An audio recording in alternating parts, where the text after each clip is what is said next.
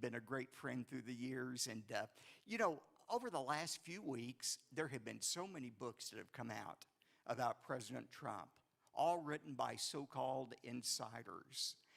Well, that's actually one of the main reasons I wrote the book. But before we get into that, I just want to say thank you so much for having me. I hope people will laugh a little, cry a little, and certainly be inspired when they read the book.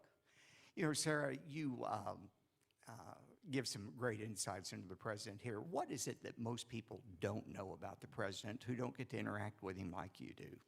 Well, I think there are a lot of things. One, he is a really fun person to be around. You've spent time around the president. He has one of the larger than life, just very fun personality, great sense of humor, but he also has a really big heart. Mm-hmm. And I think that's probably the thing most people miss about the president. They see the fighter, the tough guy, but they don't always get to see a person who fights so fiercely because he really believes in our country. He cares about the people that live in America, and he also cares about the team around him.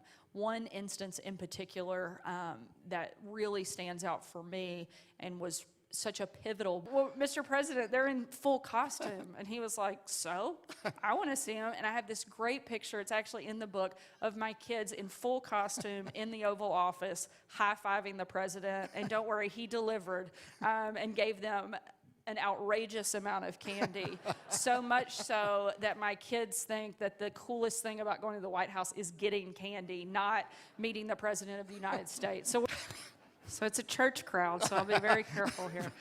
Obviously, the media, has no sense of humor, and they certainly never appreciated mine, and definitely not the president's. It lets us know where we are, and so at that point, if I wasn't nervous before, now I'm totally terrified. So thankfully, he was only kidding, never serious, and we certainly laughed about it at the moment and again since.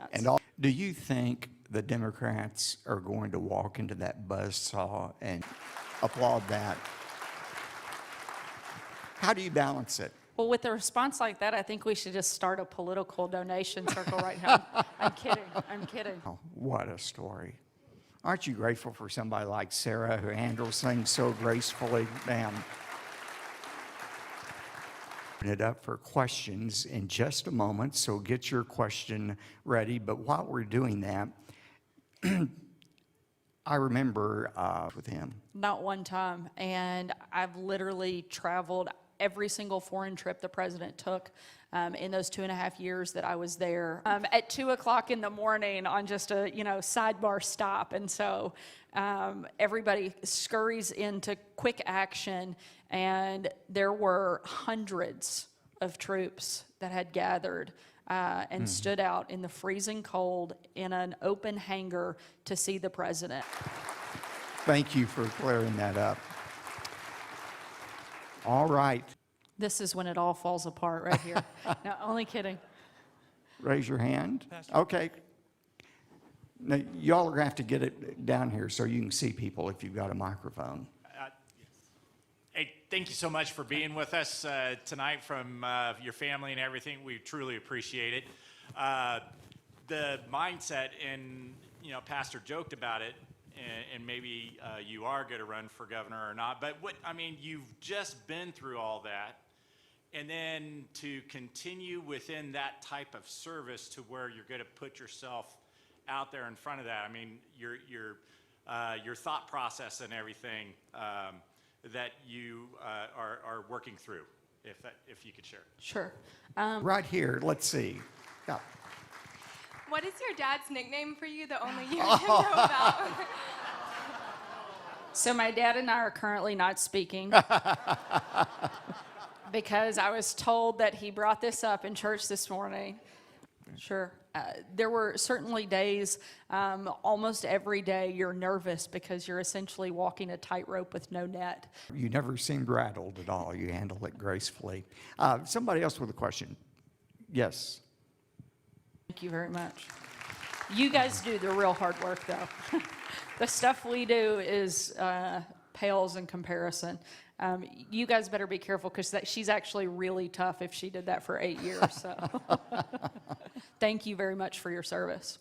Pastor, back here. Okay, we had one back here first. Ms. Sanders, first of all, thank you for being who you are. What did you do, what did you hang on to when you're going into the press briefings knowing that you're going to deal with wonderful people like Jim Acosta? And the only thing they want from you is for you to make a fool of yourself, make a fool of our nation, and make a fool of our president. Great. Yes. Sarah, yeah, let's do one more over there. I think you had one. Real quick. Clearly, it's obvious that you come from a fine Christian family, but I was wondering, was there anything else in your life that prepared you to give you the poise and the grace that you obviously displayed in your job as press secretary?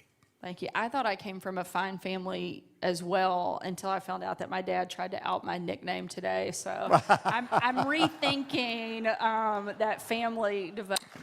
What a story. I was going to cry.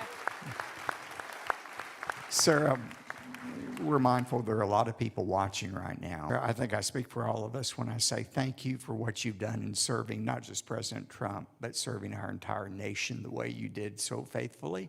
You continue to do, and know we're going to be praying for you in these important decisions that you'll be making in the. Thank you, Sarah. I know you'll want to express your appreciation to Sarah once again for being here. Thank you for being here tonight. Thank you for joining us on